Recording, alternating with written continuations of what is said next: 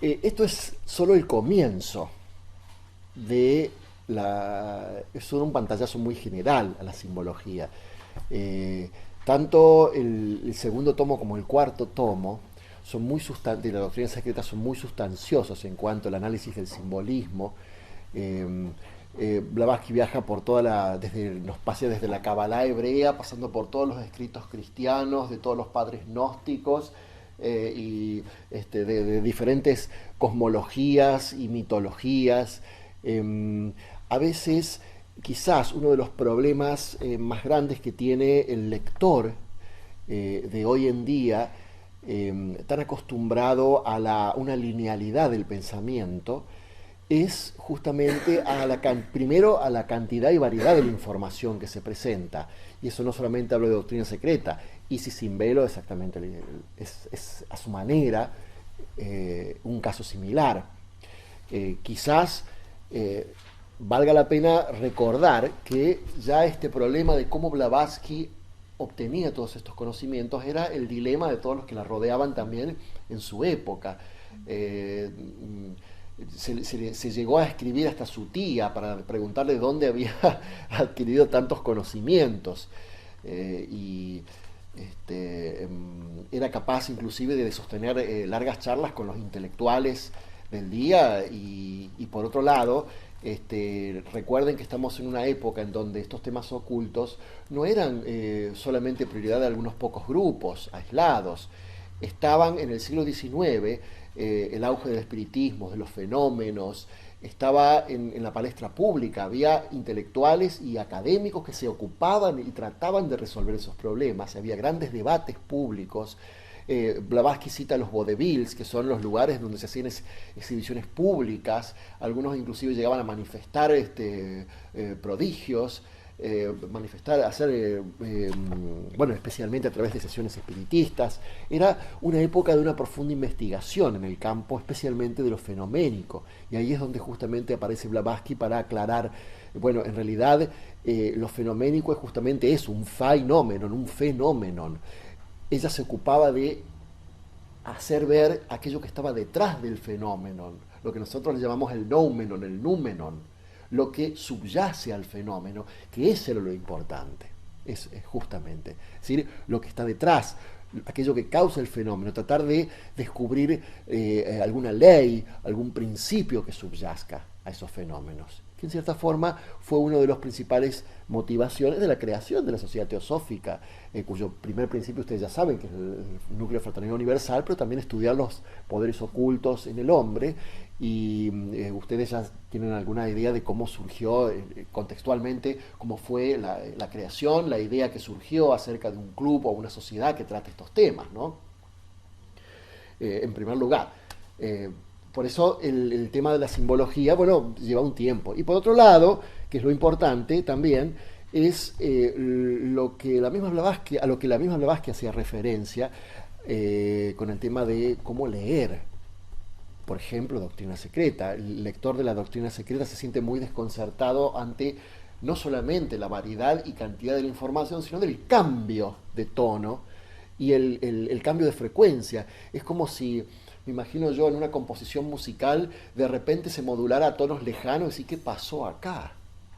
Y una especie de composición postmoderna, que al estilo de no Mozart, sino Strauss, donde de pronto aparecen tonalidades lejanas y digo, ¿qué hago con esto? ¿Cómo se digiere esto?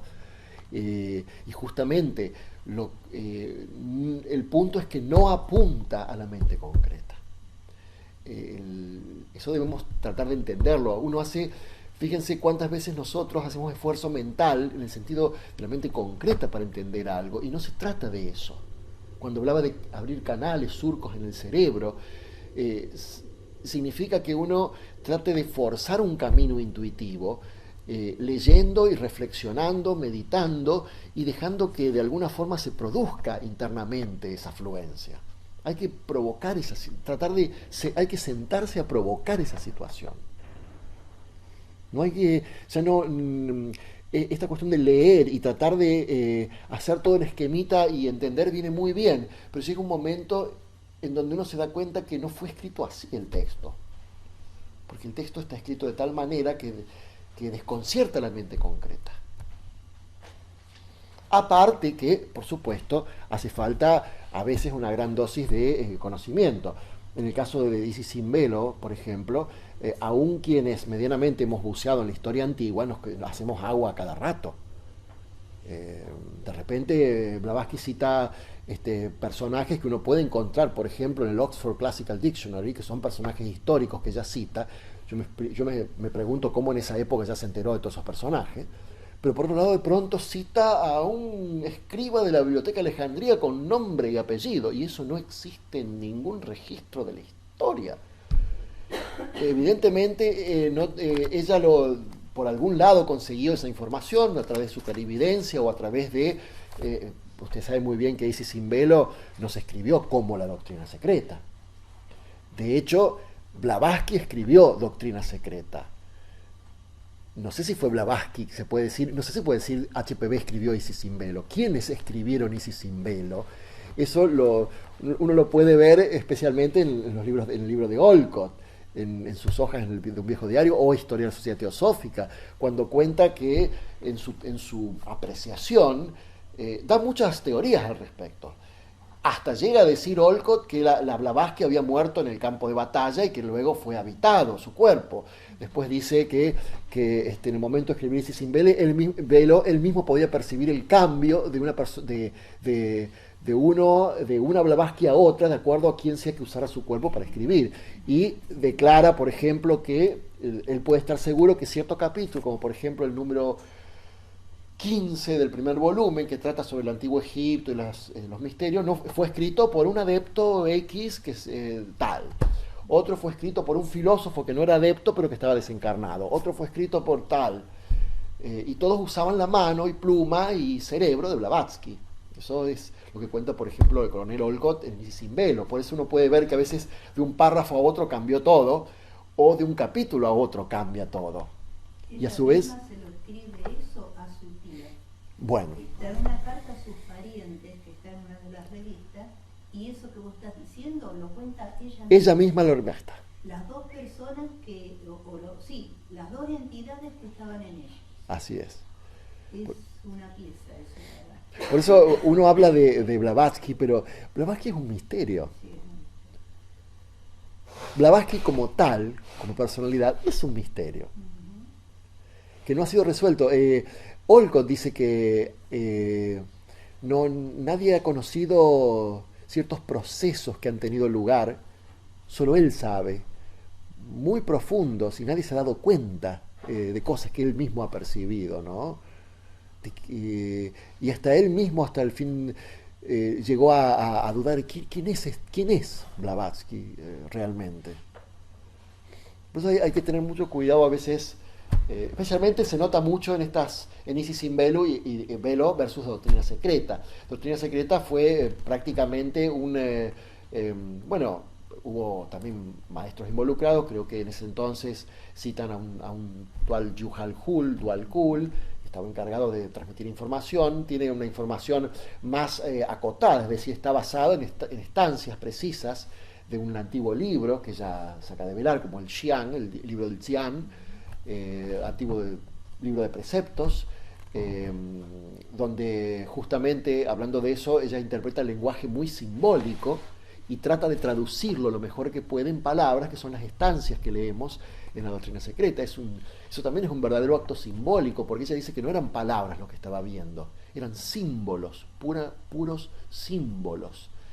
Y ese es el lenguaje del misterio del que hablamos justamente, que se comprueba que existen hoy por hoy en ciertos lugares, como ella misma lo dice, ciertas bibliotecas, ciertos depósitos, reservorios de información que evidentemente no están al alcance o no se ponen al alcance. Eso también arroja una duda sobre todo lo que se va descubriendo o no, que el academicismo de hoy en día lo tiene como tan azaroso. Por ejemplo, cuando se descubre un manuscrito, cuando se descubre papiro y demás, como si eso fuera una cosa azarosa.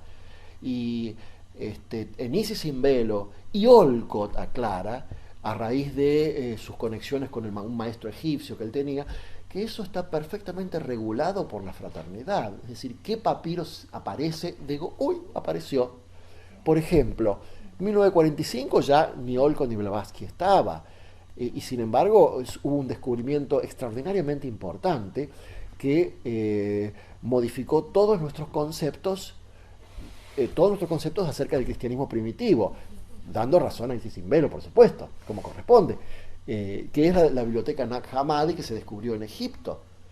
Pero nadie, a ningún observador de la realidad que sea atento y que tenga un concepto esotérico puede decir que eso fue una casualidad, que uno pasó por ahí y descubrió que había hoy descubrió un manuscrito.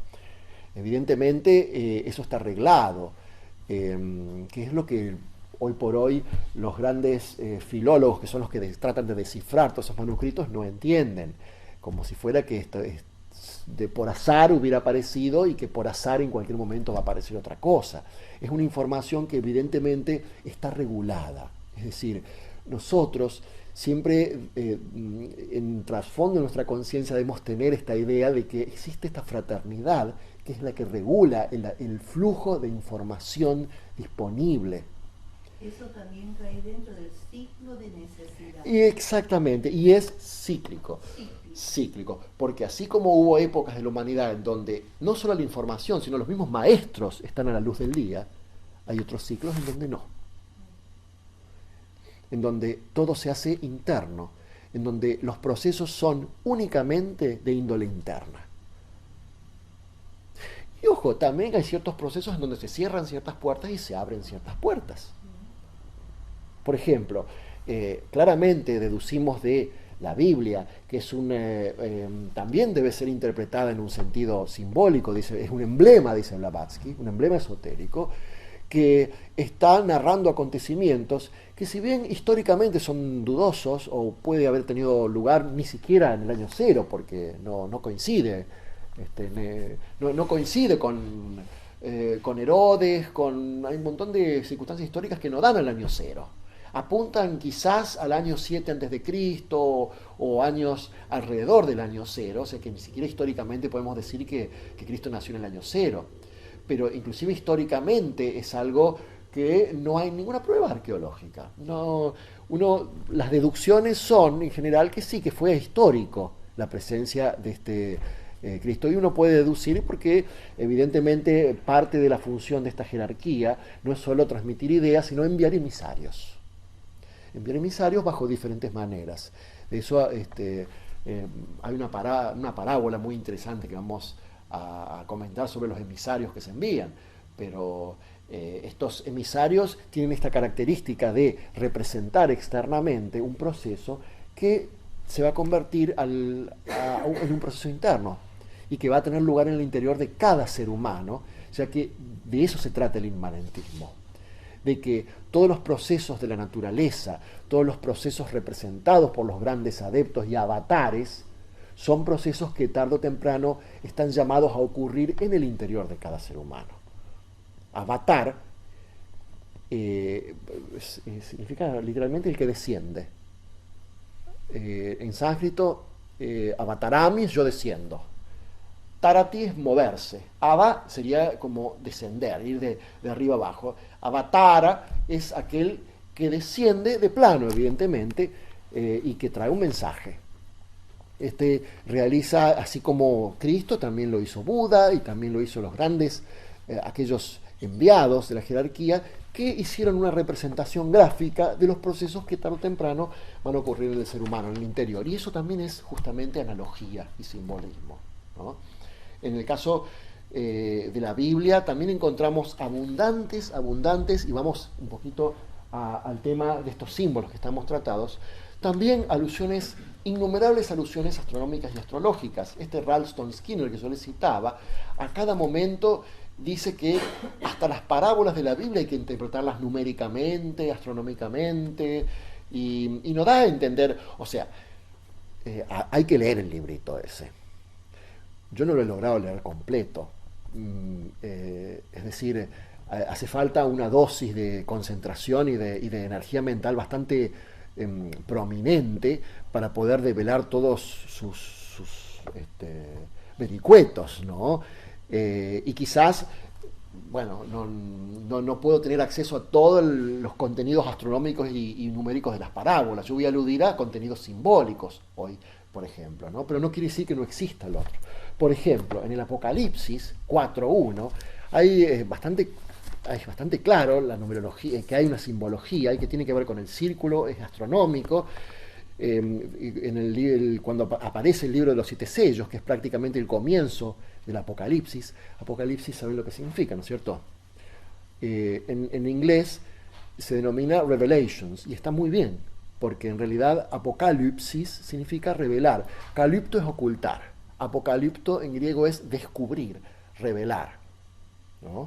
Es un libro que tiene un contenido que ustedes van a ver esta palabra muchas veces en la filosofía, escatológico. Escatológico tiene 2 significados en griego. Uno es eschatos, que significa último, final, es decir, el estudio sobre los finales, algo que tiene que ver con el final de los tiempos. Entonces, algo escatológico de eschatos tiene que ver con el final de los tiempos. Y también significa lo otro. Porque también en griego, escatos, no es jatos, sino escatos, significa excremento.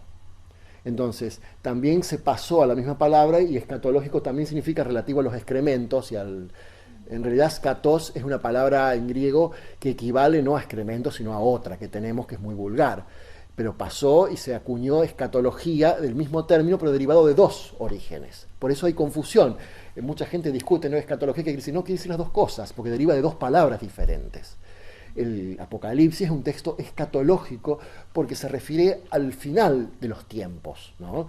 Y quiere decir revelación. Y dice, en el libro, justo no en el comienzo, porque es las prédicas a las 7 iglesias, sino en el comienzo efectivo del Apocalipsis, en el número 2, que dice, tras esto vi aquí una puerta en el cielo, la voz primera que oí como de trompeta que hablaba conmigo, y decía, conmigo significa aparentemente Juan, pero nadie sabe, o sea, hoy claramente, o sea, Blavatsky en Isis sin Velo dice, olvídense de que Juan sea el autor del Apocalipsis, no es Juan el autor del Apocalipsis, así como tampoco Juan es el autor del Evangelio de Juan, ¿no?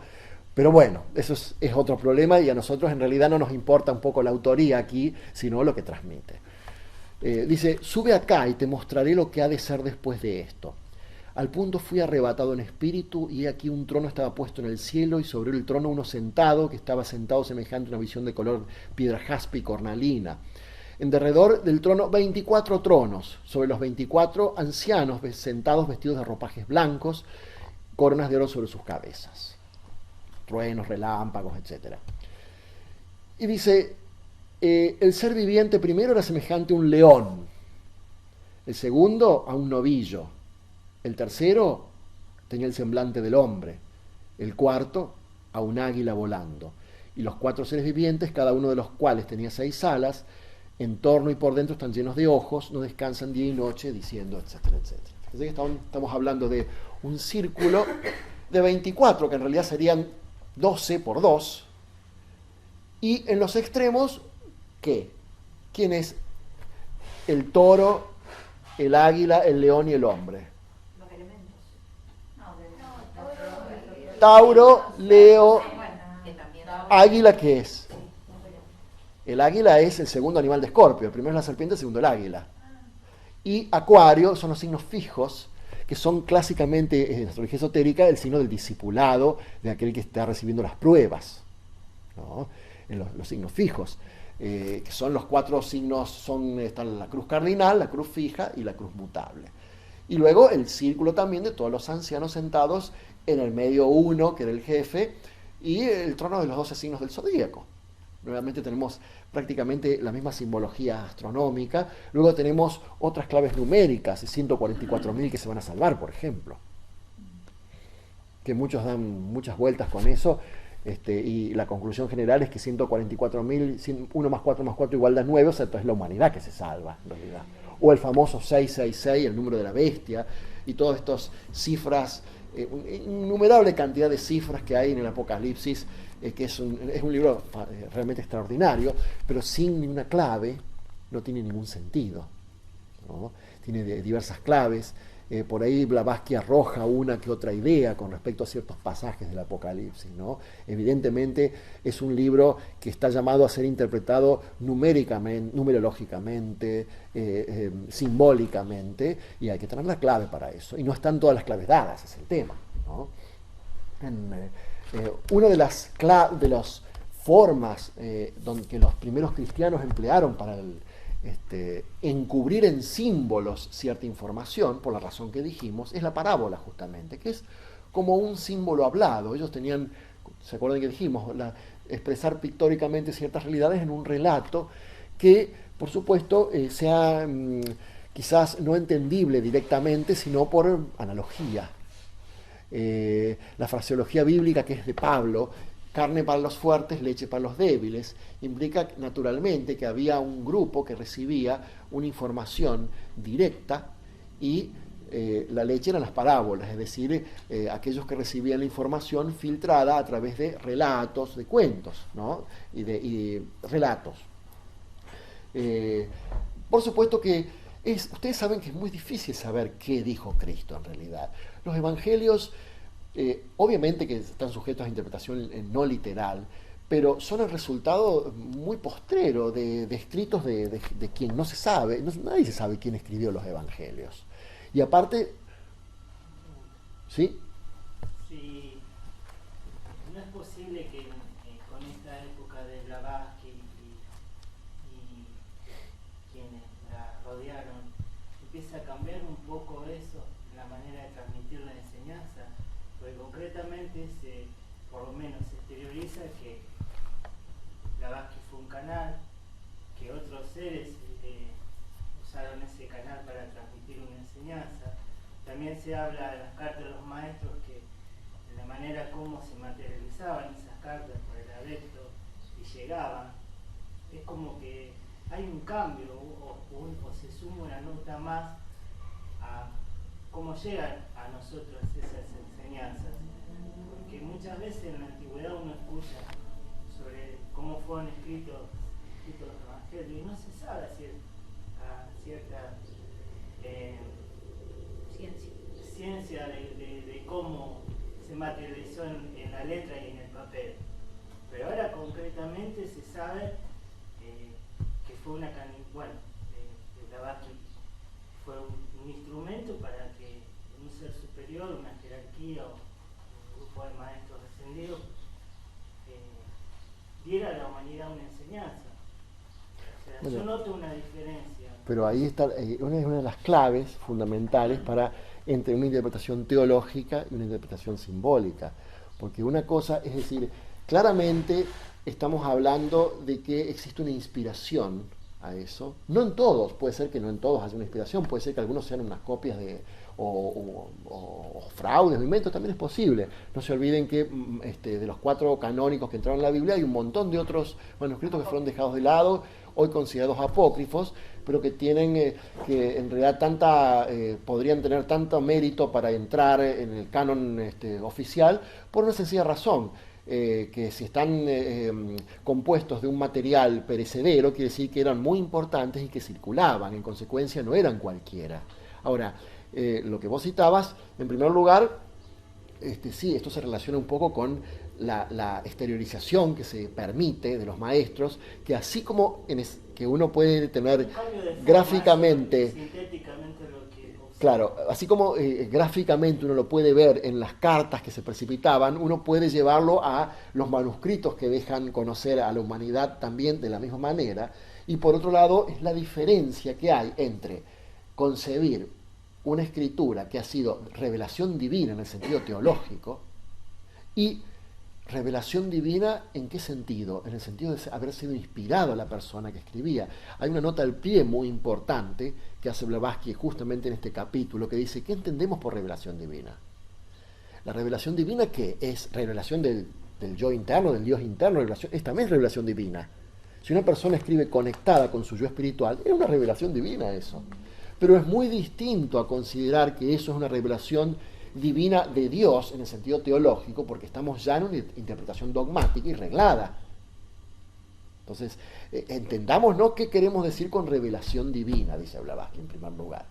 Y segundo, sí, claro, es justamente, es que estos manuscritos del Nuevo Testamento, más muchos otros, evidentemente que fueron escritos por quienes posiblemente han estado en contacto con alguna fuente de información, sea de origen esotérico, sea de origen espiritual, o sea que repetían de boca en boca también una tradición, porque también los hay.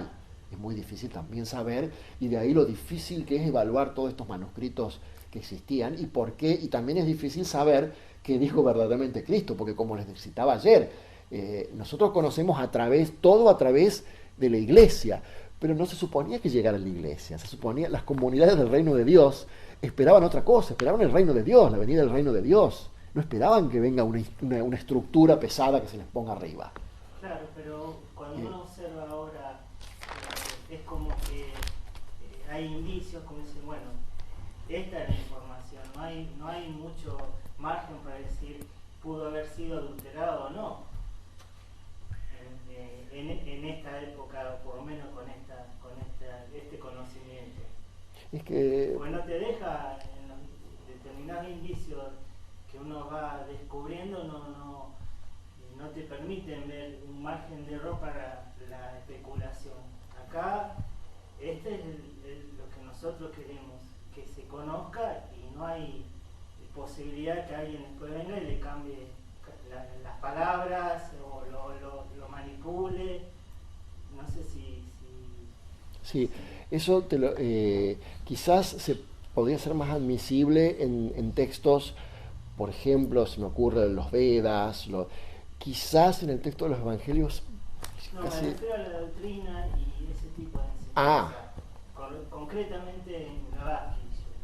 Bien, sí, bueno, evidentemente lo que se admite que se conozca es lo que está, claro, por supuesto.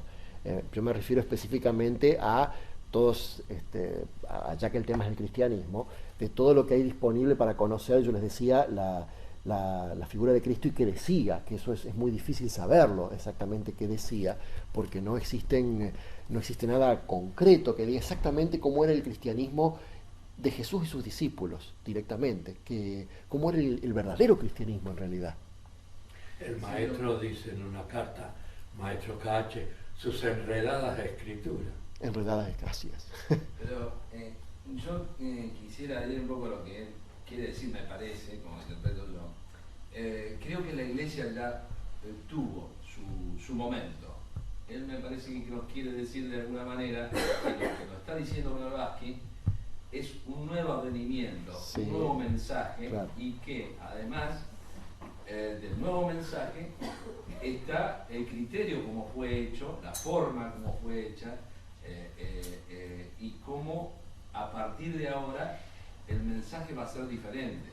Ya no va a ser con tanta parábola, sino va a dejar un sentido o un néctar, un elixir diferente a lo que veníamos recibiendo con la Iglesia Católica. Me parece, totalmente. ¿No?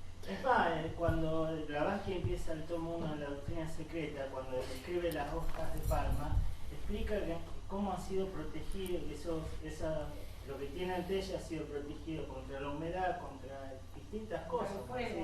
Eso para que no se altere esa información. Por supuesto, no, y todo lo que se descubre de alguna forma ha sido preservado y protegido para que en cierto momento se descubra. Todo lo que se descubre de alguna forma es cuidado por quien sea, por entidades, por seres, por monjes que están a cargo, que están encarnados y que tienen clara la misión, por quien sea, porque existe un cúmulo muy grande de información para generaciones futuras, dados en su momento. Eso pasa en todas las culturas. En Egipto, por ejemplo, ya es muy conocido el hecho de que el 60% de Egipto todavía está bajo la arena. El 60%. Nadie ha descubierto, por ejemplo, el paradero de Hermes Trismegisto. Imagina cómo se llegan a descubrir un paradero de Hermes Trismegisto con todos los manuscritos originales ahí, lo que debe ser y que debe existir. Eso va a ser una revolución tremenda. Se van a caer todas las universidades, en el sentido literal. Lo interesante es que hay que ver que lo que aparece protegido a lo que se refiere Gerardo, son símbolos. Son símbolos. Sí, Y sí. los símbolos permiten mucha interpretación. ¿Y qué pasa? Que son nómenos. Sí. Y salir de los nómenos al fenómeno, hay multiplicidad de fenómenos que pueden explicar. Bueno, justamente por eso ahí es donde entra la misión de Blavatsky en cuando explica la evolución y utilidad del simbolismo. Claro. Porque es la que da las primeras pautas en la doctrina secreta, que parece muy complicada por momentos, es solo los esenciales nomás, es los preliminares de la interpretación del simbolismo. Pero nos queda algo que es el hecho de que nosotros estamos dentro de lo que llamamos la divinidad. Que por lo tanto, si estamos dentro, la tenemos dentro de la divinidad. Y solo nos queda escarbar dentro nuestro. Exacto. Para encontrarlo. Ponernos en contacto. Entonces, ¿qué pasa al ponernos en contacto? Que cada uno va a encontrar un camino diferente, propio, único, exclusivo, Bueno, el nuestro. y de eso justamente, que es lo que quería insistir y que hablaban los primeros cristianos, Claro. que es lo que cambió con el advenimiento de la iglesia. Por ejemplo, los muchos apócrifos, bueno, el de Tomás, por ejemplo, todos estos verdaderos tesoros del pensamiento que se han dejado de lado, hablan de un camino individual. Por ejemplo, miren lo que dice, por ejemplo, el comienzo del Evangelio de Tomás. Dice: estos son los dichos secretos que Jesús ha dicho y el dídimo Judas Tomás ha escrito.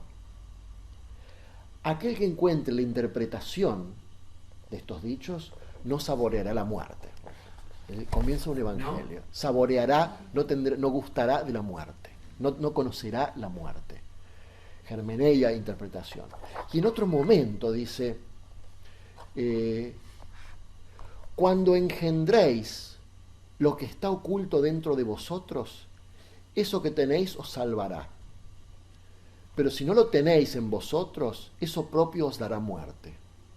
O sea, cuando puedan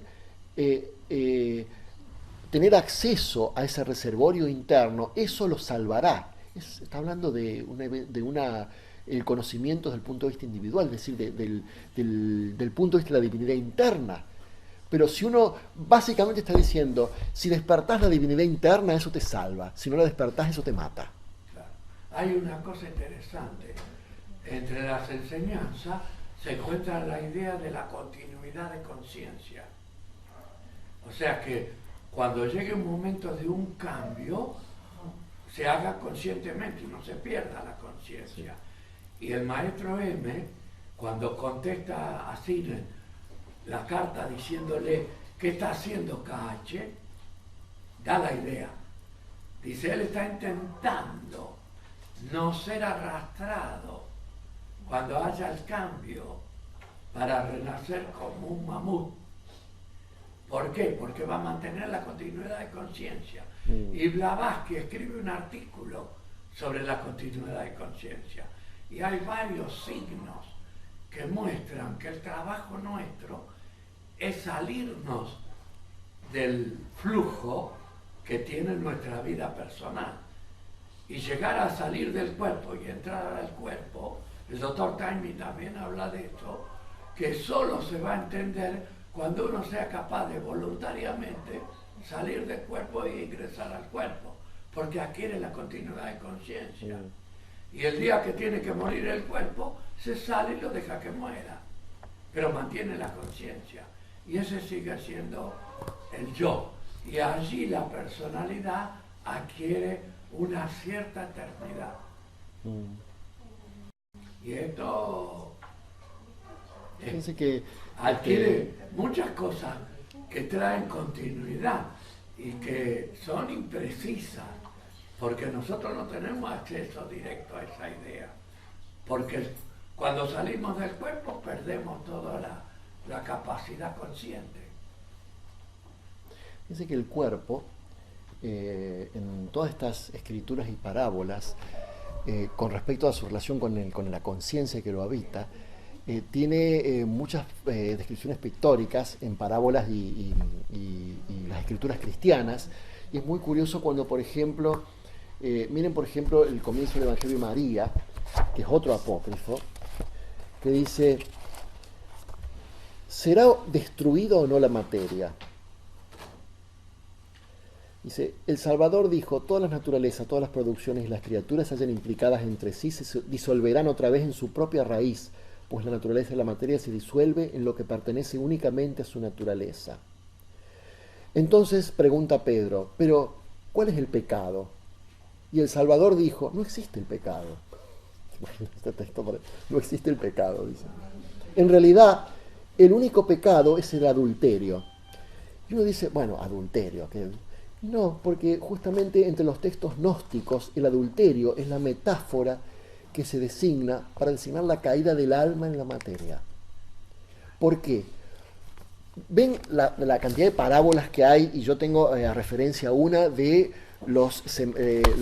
estos que tenían la viña, ¿cómo se llama? La parábola de los pérfidos sembradores, esto. A cada rato hay parábolas acerca de, por ejemplo, el templo y el que lo cuida, la casa y quien lo cuida. Si es un siervo, si es un dueño. Por ejemplo, en la parábola de los sembradores, cuando dice, por ejemplo, que el alma es atacada por bandidos, ¿qué significa? Bueno, el alma, los bandidos son los emisarios de la forma. Cuando el alma desciende al cuerpo, es como que los bandidos se la pasan una a la otra, que son los diferentes vehículos, atracciones, deseos, cuerpo. Por eso es adúltera, se produce el adulterio, porque el alma se ve entre las fuerzas de la forma hasta que es la que domina, y dice, como en la parábola esto de los pérfidos sembradores, que resulta que el hombre tenía una viña y mandaba a los labradores a que la cultiven. Él se fue a una tierra extranjera. Miren cómo sería eso. La tierra extranjera, el espíritu, el alma en la conciencia, que está en otro plano, la tierra extranjera. Su viña es sus vehículos, y pone gente a cuidado. Esa gente, ¿qué hace? Se da cuenta que puede aprovecharse de esa viña porque se quedaron solos, los vehículos haciendo las suyas. Y de repente, dueño manda a un emisario, un siervo, y ellos, matémoslo, dicen, matémoslo porque aparte queremos heredar la viña, nosotros queremos quedarnos con la viña. Y lo matan. Entonces, nuevamente envía a otro, que es después otro. Y después envía a su propio hijo. No me van a matar al propio hijo. Y lo asesinan al hijo también. Hasta que tiene que venir él a hacerse cargo y matar a todos los labradores. Claro, pero es en realidad la propia conciencia que tiene que hacerse cargo y dominar en este plano y dejar que las fuerzas de la forma sean las que dominen. En este caso también hay otra indirecta, que está diciendo, ¿cuáles son los encargados aquí? Los sacerdotes. Esto también esta parábola es una tremenda indirecta en realidad, dice la Biblia, contra el Sanedrín, pero uno podría perfectamente llevarlo a toda religión organizada, que es lo que generalmente es la forma que no se lo interpreta, en donde cada vez que la divinidad envía un emisario, lo asesinan o lo liquidan o no lo reconocen. Y en cambio llega un momento en donde tiene que venir la divinidad propia a hacerse cargo de la viña, y después resulta que, claro, después no tiene más la viña, porque en realidad es la divinidad misma. Es decir, siempre hay una relación entre el dueño de un territorio, que es el alma o la conciencia, el verdadero yo, que a su vez, y las fuerzas de la forma, los bandidos, que son... Ahora hay otra cosa interesante que hay que tener en cuenta. En la enseñanza de Blavatsky se plantea perfectamente que el cuerpo denso no tiene ninguna importancia. Estamos hablando del cuerpo físico como el vital, el linga sarira. Entonces el receptáculo de las sensaciones, no el cuerpo denso. Claro. Entonces, es un principio, ¿no? Claro, es un principio, el linga. Mejor dicho, es un aspecto que proyectan los principios. Veamos en el tomo sexto que Blavatsky habla de 4 principios, incluyendo el huevo áurico, y 3 aspectos. Y el cuerpo físico no figura para nada, ni kama tampoco, como aspectos cámicos. Entonces, nos cambia mucho, Sí, cambia mucho. y hay que reflexionar mucho, porque deben ser los secretos mayores. Y Lo que- que tenemos en los escritos son los misterios menores. Por supuesto, y que tienen que ver con la explicación de lo que es Maya, Claro. ilusión. Entonces, el Linga Salida es la base de nuestra vida, porque nos movemos en búsqueda de sensaciones. Esto me gusta, aquello no me gusta. Sí. Entonces, Luz en el Sendero dice, observa las tentaciones, estúdialas, porque ahí está la clave. Nosotros nos pasamos viendo si el cuerpo físico está sano, si no lo tiene, si tiene esto, le alimento a aquel, y no tiene ninguna importancia, porque el cuerpo físico lo formó la naturaleza, para que sirva de receptáculo, nada más. Sí, sí, sí, por eso lo que decía yo es que el cuerpo físico no es un principio, No. es decir, es simplemente un receptáculo. Ni siquiera un aspecto. Ni siquiera, exacto, claro. Entonces, Bueno, el nombre sánscrito está claro, Stula, Sharira. Stula en sánscrito es algo grueso, denso. Stula es lo contrario de sutil. Es el cuerpo grosero, cuerpo denso. Sharira es el nombre para vehículo, cuerpo en sánscrito. En cambio, Lingam, Sharira, pero cuando Blavatsky habla de que el Añivata o el Manasa encarna en el hombre animal, el constructor del cuerpo doble etéreo que lo dio por incisión, el Varishat, es absorbido por la conciencia mayor. El Añivata absorbe y desaparece el Varishat en la conciencia del ser mayor, que es el Añivata. Pero no hay dos. No, claro. Entonces, hay un proceso ahí que hay que descubrirlo. Ya empieza a estar la mente superior. Y ver que lo que cubre la luz de la mente superior son los hábitos que hemos construido. Los escándalos. Claro. Bueno, el tema es que todo eso es descubrir cómo está simbólicamente representado en todas las antiguas analogías, Claro. metáforas y parábolas, si uno lo sabe descubrir. Quedemos ahora con diálogo y terminamos, queda un poquito todavía. Bueno, lo dejamos para esta tarde. No sé, me temo que no sé si vamos a tener tiempo de analizar la caverna de Platón que yo quería. Yo también. Ah, qué bueno. Yo también. Hacemos ahora. ¿Te puedo hacer una preguntita? Supongo que hablaste del Siempre el tiempo, Apocalipsis. ¿sí? ¿Qué representarían los 4 jinetes del Apocalipsis? Guerra, hambre, peste y muerte. ¿El final de la humanidad? No. En ningún. A ver, yo no soy experto en el Apocalipsis, ¿no? Pero en ningún texto nunca hablamos del final de la humanidad, o sea, por sí, desde ningún concepto, ¿no? Esta cuestión de el final de las eras, esto que se denomina mileniarismo, es una tendencia que ha existido en todos los tiempos en ver finales de los tiempos. Nosotros como lectores de la evolución sabemos que son periodos cíclicos en donde existen periodos de actividad y de reposo, existen catástrofes que erradican una buena parte de la humanidad cada tanto, ¿no? Pero ojo con el Apocalipsis, porque primero que es un texto absolutamente cabalístico, sujeto a una interpretación numérica muy estricta, que solamente expertos pueden acceder a eso, y no está claro exactamente a qué se refiere. El Apocalipsis no necesariamente está referido a un final próximo del mundo, eso fue una interpretación que se hizo teológica. Un poco pensando en inspirar un poquito de temor. En realidad yo creo que es la única explicación que tiene el haber incluido en los escritos canónicos el Apocalipsis, que es tan simbólico, es algo extraño realmente. Piensen un poco, es algo muy diferente a los demás textos. Me extraña mucho que hayan decidido incluirlo. Y yo creo que se ha incluido un poco por este miedo que genera al fin del mundo y a la venida, etcétera, etcétera. No tanto, aún a pesar de su profundo contenido cabalístico y numérico, que es evidente que no se le escapa a nadie prácticamente que lo lea. Entonces, primero que no está claro si se refiere a un fin del mundo próximo, no se refiere a eso.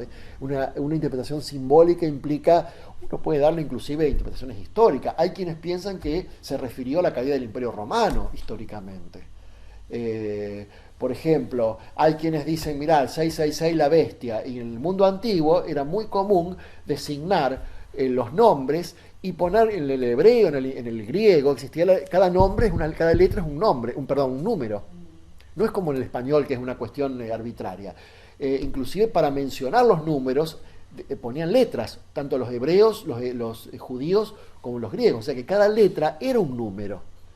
Y por ejemplo, han hecho algunos experimentos y algunos han dicho, bueno, han puesto el nombre completo de Nerón y dio justo 666. Bueno, otros han puesto, es decir, han hecho muchas elucubraciones al respecto. Le digo para que no se piense que el Apocalipsis está aceptado como es un próximo fin del mundo que se avecina. No, es más simbólico que eso. Es un texto que solamente tiene, fíjense que involucra a grandes masas de gentes, tiene mucho que ver con aquellos que toman cierto camino, que descubren un sendero espiritual, los que se apartan, tiene muchas lecturas, hay que detenerse mucho a analizar. Yo no le puedo decir exactamente de los 4 jinetes cuál sería mi interpretación, no me he detenido a eso, pero no está hablando del fin de la humanidad, eso le puedo asegurar. No, sí. Blavatsky nos dice claramente que empezó el segundo ciclo de 5.000 años de los 3 que componen el Kali Yuga humano. Así que nos quedan 10.000 años para terminar el Kali Yuga de la humanidad. Y recién va a empezar el despertar libre.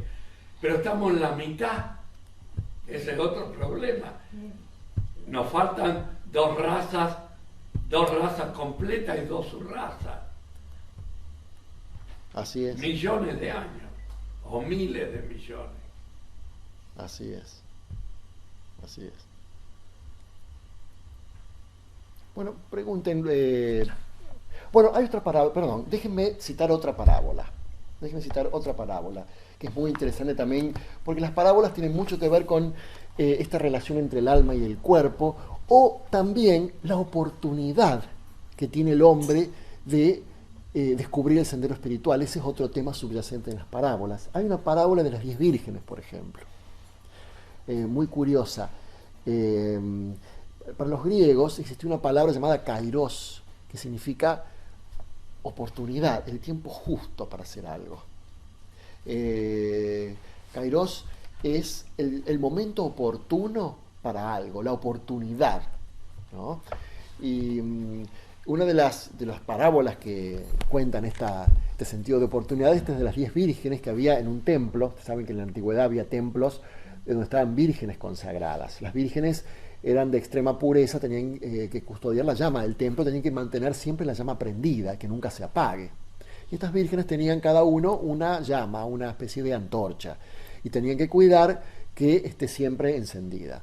Y estas vírgenes tenían que esperar al Señor que las case, porque justamente venía su Señor a casarlas.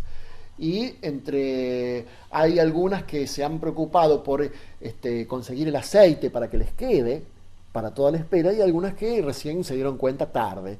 Entonces les dijeron a las demás, préstennos aceite. No, nosotros hemos reservado el aceite para esperar al Señor. Ustedes en todo caso vayan al mercado, compren y vuelvan. Por supuesto que fueron al mercado y justo llegó el Señor, las casó y las desconoció y no pudieron más entrar, ¿no? Es la parábola de que existe un momento oportuno que hay que aprovechar y en el cual tiene que estar uno muy alerta y muy atento y prever las condiciones, ¿no?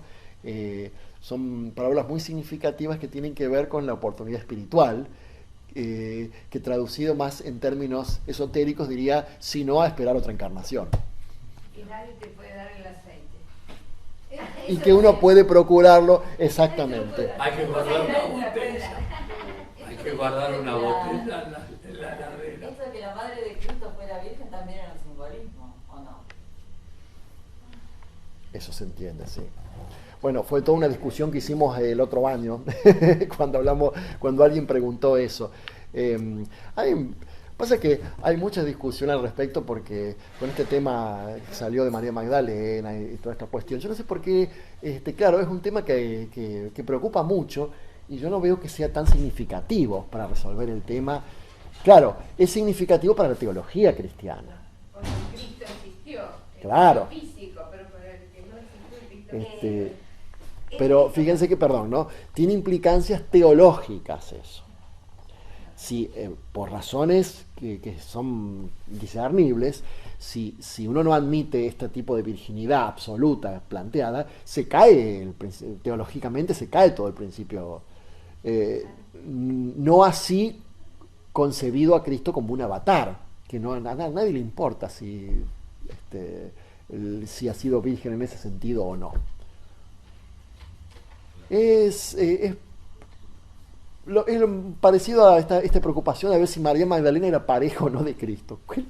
¿Cuál es el problema? O sea, si no se trata de eso, porque resulta que justo en este Evangelio de Tomás existió un pequeño párrafo en donde se decía, y Cristo besó a María Magdalena y justo ahí las hormigas comieron había una lacuna, el texto, y resulta que hubo un erudito de Oxford que lo dedujo, lo conjeturó, se dice, y dice boca, quiere decir boca. Y se hicieron toda una historia de que la besó en la boca, cuando en realidad era una costumbre. Era una costumbre en esos círculos, no era algo fuera de lo común, no significaba que era pareja porque la besaba en la boca, por lo menos en ese contexto y en esa época.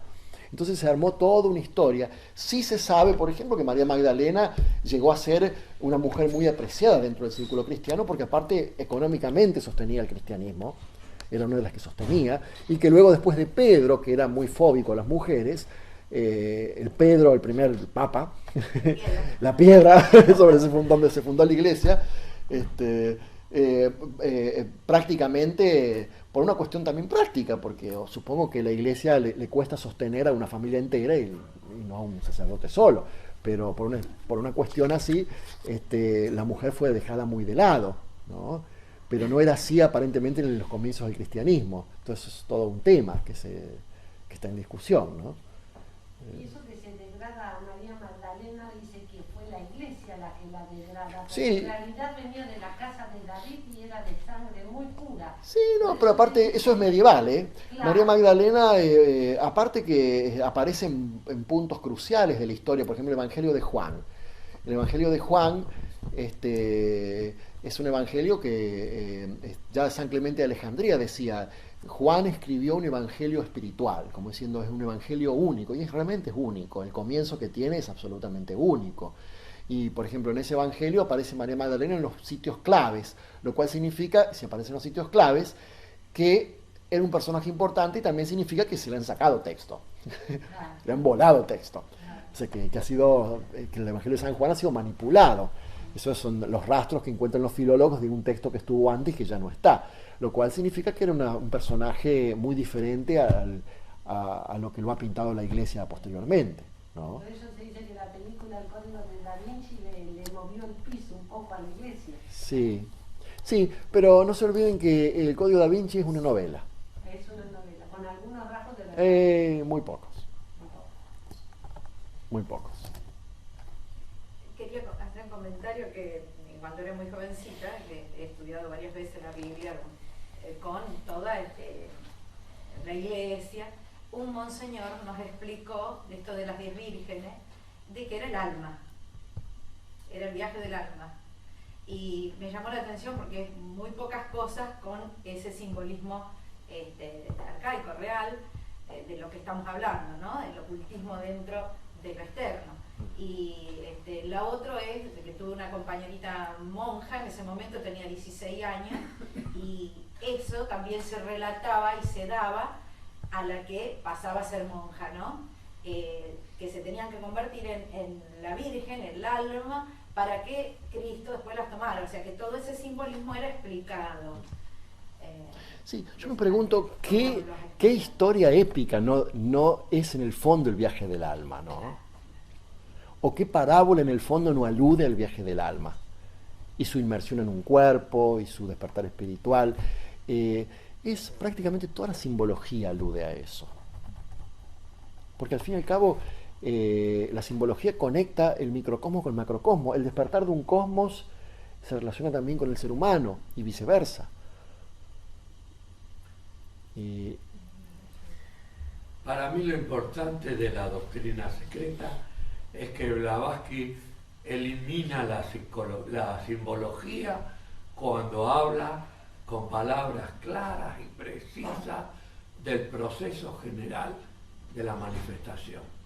Y no hay símbolos. Se entiende perfectamente lo que dice.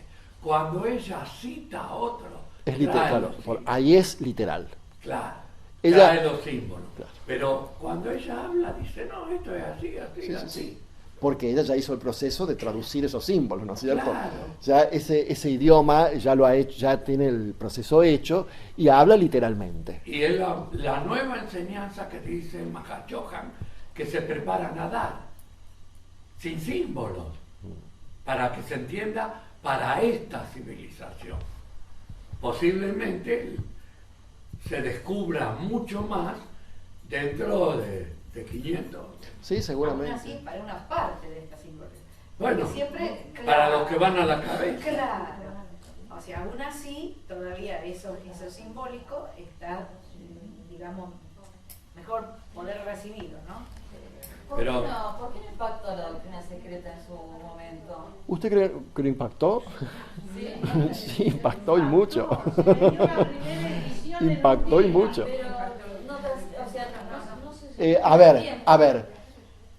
Uno puede ver en el momento en que falleció Blavatsky que no hubo periódico que no citó el tema. Inclusive Olcott cita conversaciones que se han tenido posteriores en ciertas mesas sobre este personaje Blavatsky. No, realmente hizo un gran impacto. Pero hay se una sostuvo cosa- en el tiempo, a eso me refiero, porque hoy no impacta. O Si sea, lo medís con lo del mundo. Si Claro, lo- lo que pasa es que- Si ustedes miran los libros de Kier, es el único libro que mantiene porque se sigue vendiendo. Sí, pero no masivamente, a eso me refiero. ¿Cómo? Bueno, Tanta pero- edición. A ver, Pero lo masivo no es. ojo que en un mundo como el de hoy no podemos hablar de esta repercusión masiva en el sentido que hablamos en el siglo XIX, no se olviden. Y por otro lado, el hecho de que existan ramas en todo el mundo y los libros traducidos a todos los idiomas es una gran difusión. No crean que... Pasa que, bueno, hoy en día existen tantas teorías y fenómenos en la palestra, especialmente científicos, porque estamos en una época en donde más que de filosofía se discute de ciencia, que de pronto ante tanto ruido ambiental, lo demás queda aparentemente encubierto, pero en realidad el hecho de que haya tantas ramas en todo el mundo, tantos libros, la doctrina secreta traducida a tantos idiomas, está en todo el mundo la doctrina secreta. El tema es que ahora está a disposición. El tema es quien se acerca a ella, ¿qué hace con eso? Hoy en día ya no está, ese conocimiento está al alcance, ese es el tema, está al alcance. Como está al alcance Platón, como está... El tema es si yo estoy decidido a entenderlo, a adentrarme y hacer el esfuerzo de penetrar en ese conocimiento. Y Eso es para mí, aplicarlo. y aplicarlo. Por Es el supuesto. gran problema. Que ahí está donde hacen Es agua un verdadero todos. éxito, porque Claro. si lo medimos como el mundo, un partido lleva miles de personas, pero al día siguiente no le cambió nada a la persona. Exacto.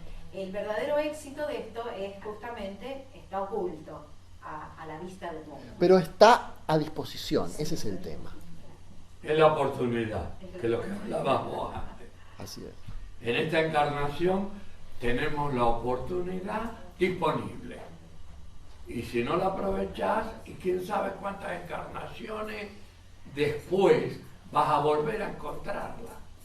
Porque nadie sabe eso. Lo que pasa es que la doctrina secreta es la fuente.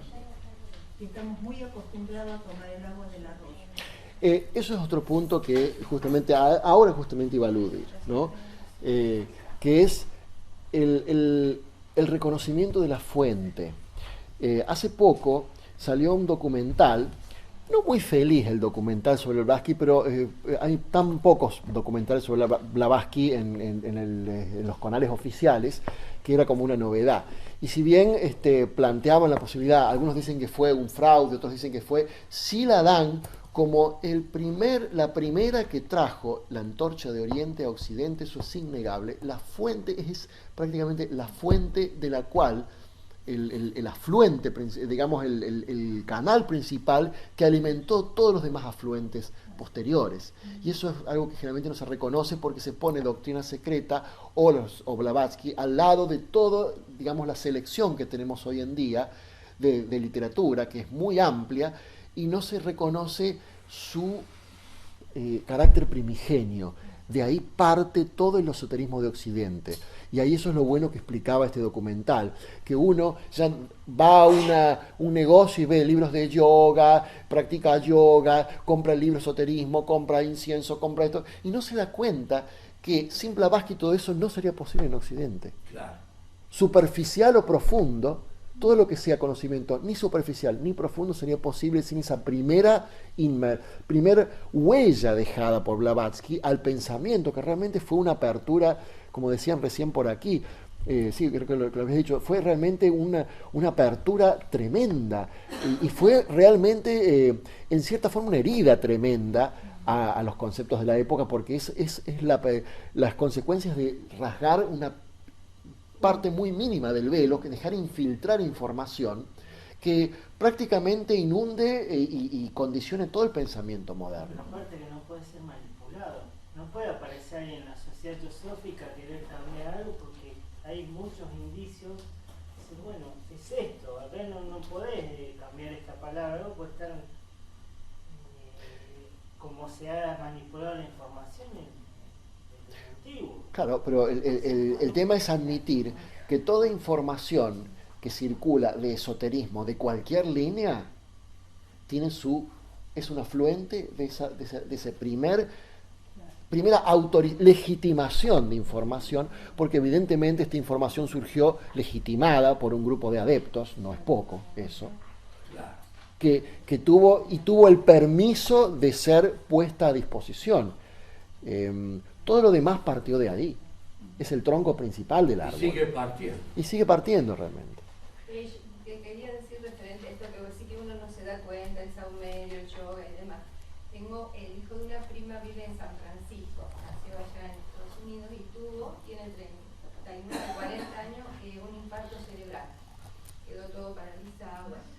Y dentro de las cosas diarias que le hacía hacer para su recuperación era meditación, tai chi, yoga. Eso era como parte de la rehabilitación científica, ¿no? que le dieron. Que dice que en un mes y algo lo levantaron.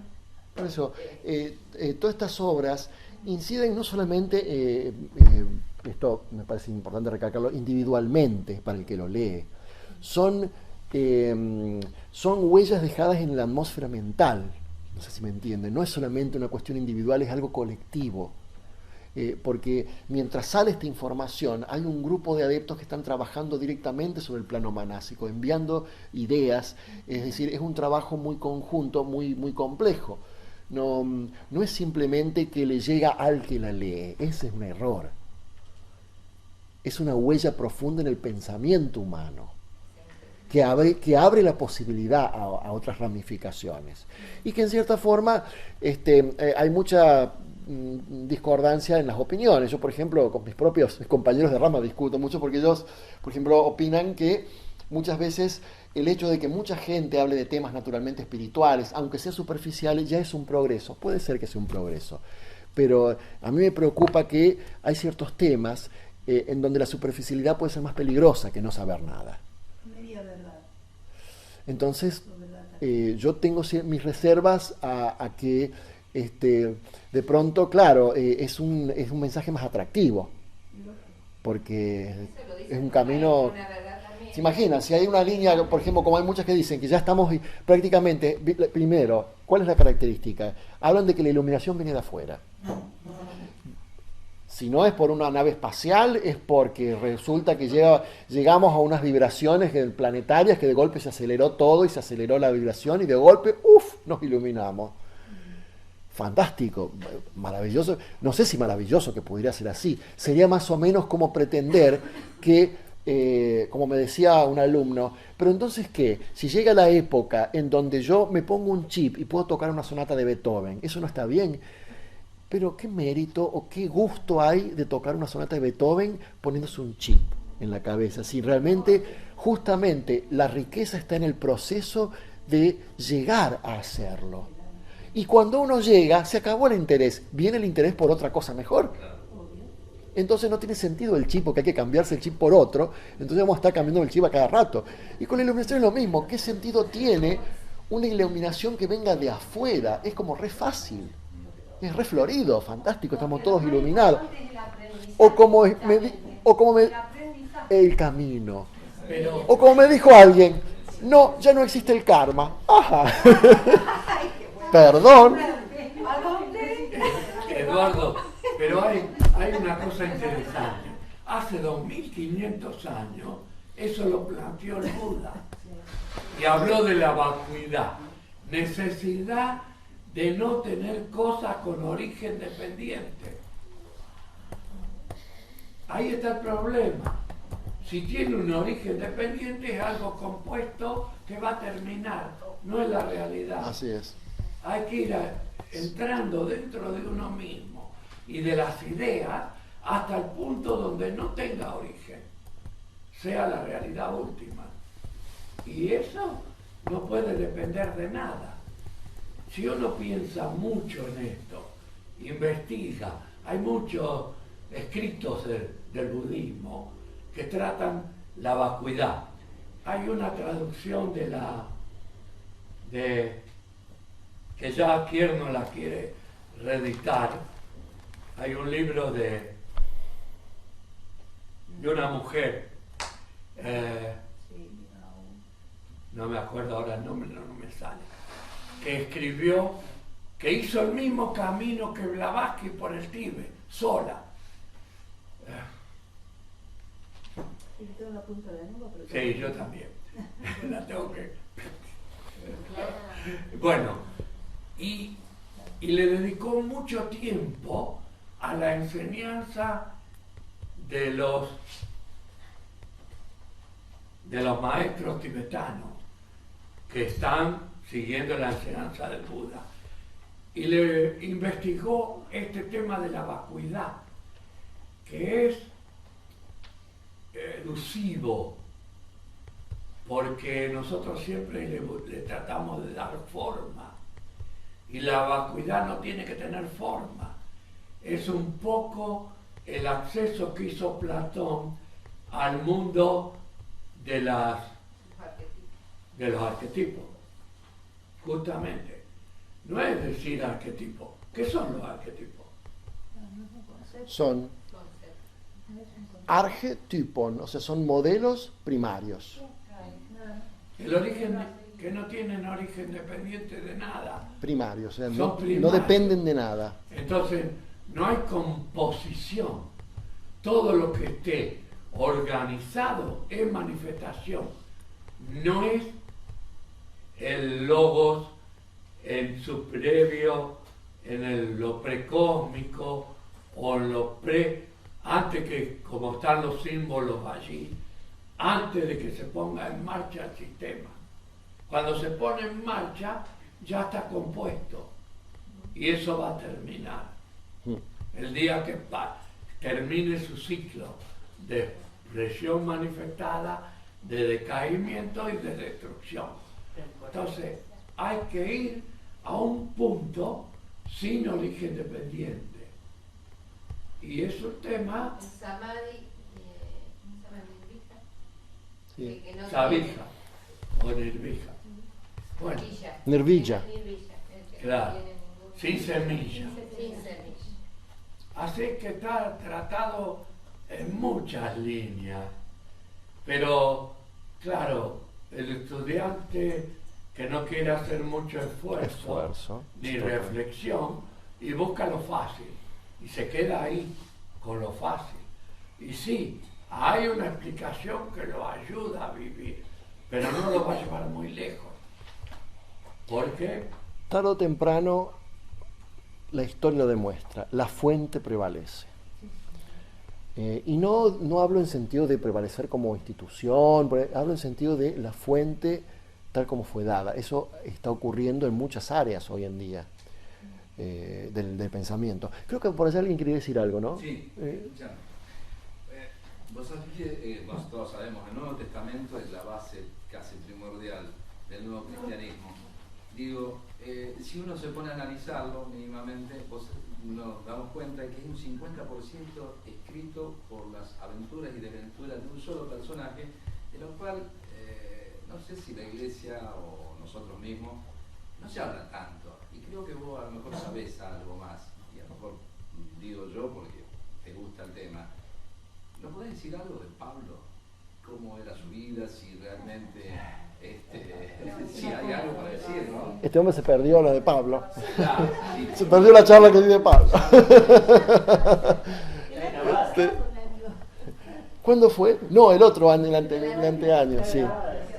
Está grabada. Ah, está grabada. Bueno, entonces, No, pero si querés te cito, por ejemplo, dos o tres cositas que son interesantes de Pablo, ¿no?